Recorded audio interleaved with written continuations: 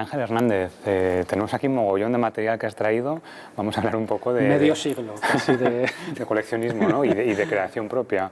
Vamos a hablar de música, vamos a hablar de ciencia ficción, vamos a hablar de podcast también. Pero lo primero que quería preguntarte es sobre el cómic, que es una de tus pasiones y a la que te dedicas desde bien pequeñito, ¿no? Porque estos son unos pequeños fanzines que hacías cuando tenías ¿cuántos años más o menos? Pues yo sé, creo que pone que es del 86, 86. O como 12 añitos así, pero bueno, tengo aquí dibujos de la EGB y era, pues bueno, de las revistas que se leían mucho en aquella época, de los 70, 80, que eran cómic adulto, de ciencia ficción, de fantasía, y era un poco lo que intentaba imitar. Me voy a hacer mis tebeos con mis historias. Casi todos los niños dibujan, pero yo no sé si maquetan, si ponen bocadillos, si crean guiones. Bueno, tendría mucho tiempo, me parece. Entonces no había tablets como las que tiene mi hija.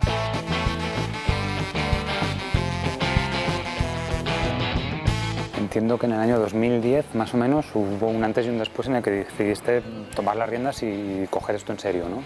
Sí, me dio la típica venada, yo no sé si fue la crisis de los 40 esta, que dices, aún me queda vida, aún puedo hacerlo, venga, voy a apostar, vamos a por ello. Pudiste dedicarte a sacar títulos como los que estamos viendo por aquí, por ejemplo, Los Tres Electroguerreros, es uno de tus cómics más conocidos, ¿no? Bueno, sí, este es el primero que saqué en solitario con la editorial Malavida, que aquí también, pues otra vez vuelve la ciencia ficción, adapté un relato de Stanislav Lem, y este fue un cómic que hice, pues, echándole horas, ¿no? Que dice, voy a hacer un cómic lo mejor que pueda, ¿no? Y también un intento de llegar al público más infantil, juvenil, que entonces no se hacía tanto.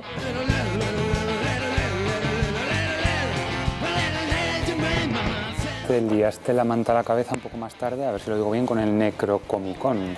Sí, bueno, el Necrocomicon, que se llama un fanzine en el formato típico. Este lo saqué de acuerdo con mi amigo Daniel García Nieto, que también dibuja cómics. Y bueno, se nos ocurrió pues esta tontería, ¿no? Que es un poco hacer la gracieta de situar historias de Howard Phillips Lovecraft en nuestro entorno cercano. Y yo, por ejemplo, pues en vez de los profundos de Lovecraft, pues acaban los siluros en el Ebro, ¿no? Y el pozo de San Lázaro y todo el horror cósmico que tenemos aquí en la ciudad. Pero llevado hacia aquí, ¿no?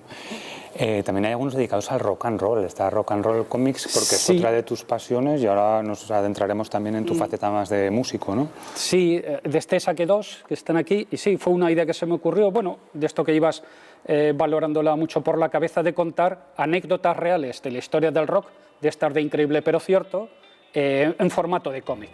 Y entonces, pues bueno, sacamos así una primera edición y funcionó bastante bien, se vendieron muy bien. Tiene esta característica, podemos decir, que combina dos de mis principales aficiones, ¿no? Como son la música rock, el rock and roll y los cómics. ¿Cuál es esa relación? ¿Qué puentes tiene el cómic con el rock and roll? Porque sí que me da la impresión de que antes, igual en los años 70, 80, estaban más presentes que ahora, ¿o no? Son dos formas de expresión juvenil, podemos decir.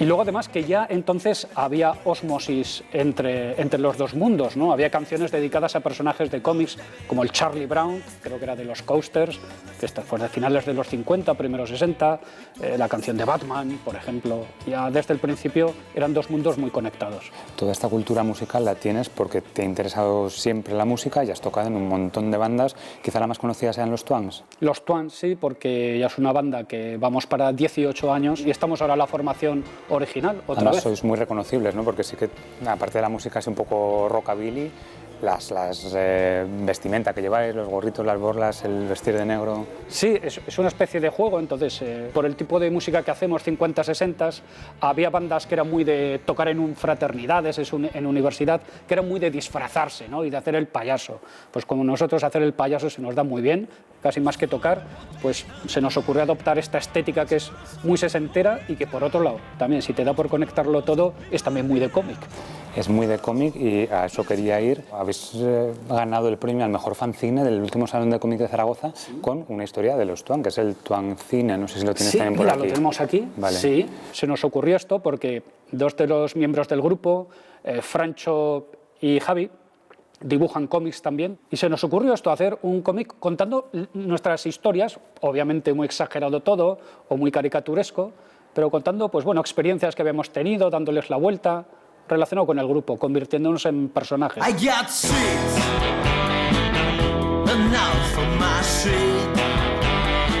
Estoy viendo que hay un montón de estéticas diferentes, ¿no? Que hay un tipo de dibujo, otro estilo por aquí. Claro. ¿Cómo definirías tú tu estilo? Porque utilizas rotuladores, utilizas de dibujo vectorial. Mi estilo es disperso, totalmente. Sí, porque soy la típica persona, un poco Homer Simpson, que algo me llama la atención y ya voy hacia allí. Pero es verdad que en los últimos años me ha tirado mucho trabajar con herramientas vectoriales. Sacar líneas muy definidas, dibujos estilo cartoon, así más años 50, 60. Pero luego de vez en cuando, pues como en el rock and roll, me mola hacer algo pues más tipo rotuladores, dibujos más básicos, ¿no? Más esquemático, un poco pues como me lo pase bien, ¿no? De lo que me pide el cuerpo. Trabajo mucho sobre la marcha, se me ocurre algo, además soy en ese aspecto un poco como los lagartos o como los gatos, que están mucho tiempo parados y de pronto les viene el siroco, explosión de energía, y entonces muchas veces tengo que aprovechar cuando me viene esa motivación para hacer algo lo antes posible. Me pasó con los 3 electroguerreros, le dediqué como casi 20 días en plan intensivo a dibujarlo, con el rock and roll me lo hice en unas vacaciones, pero intentando no parar para no perder ese empuje, ¿no? Porque si no, mal, para mí mal. Hay otra faceta que no hemos tratado aún y es que eres podcaster también. Sí. Y además ahora está muy de moda, pero sois de los pioneros, ¿no? Porque tenéis un podcast, Los Retronautas. Los Retronautas, sí. Desde el año 2013. Pues desde 2013, empezamos en enero de 2013 y sí, es un podcast dedicado a la ciencia ficción clásica. Otra vez volvemos a uno de los temas presentes, ¿no? Al final todo está interconectado. Y que se nos ocurre hacer también al que antes he mencionado, Daniel García Nieto, con el que hice el Necrocomicón. Pues ya escuchábamos podcasts, entonces ya estaban empezando a sonar los podcasts como La órbita de Endor y demás, que trataban la ciencia ficción, la fantasía, temas de los que no se podía hablar al menos mucho tiempo en los medios, porque el podcast te da esta flexibilidad del tiempo que necesites poder hablar de algo. Es un poco como los fanzines para la comunicación. Y se nos ocurrió pues, hablar de ciencia ficción clásica, de Julio Verne, H.G. Wells, Isaac Asimov. Lo bonito es que también es bastante interactivo. Se comunican contigo, opinan, te sugieren temas y siempre te dicen, no, pues saludos desde San Luis, Argentina, saludos desde México.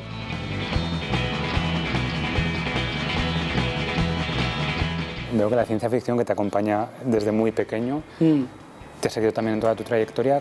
¿Cómo te ves dentro de unos años? ¿Crees que vas a seguir profundizando en estos universos, en estos mundos? Pues no sé, porque la verdad está todo tan abierto, vivimos tiempos de mucha incertidumbre, pero bueno, soy muy sobre la marchista, entonces... No conviene hacer planes así a largo plazo. No suelo hacer planes a largo plazo. Me gustaría tener tiempo para poder hacer más cómic, no solo para dibujar un cómic, sino para venderlo, porque tienes que ir a ferias y vender tu cómic y vendes más, claro, si estás cara a cara con el cliente y le haces un dibujito, una dedicatoria.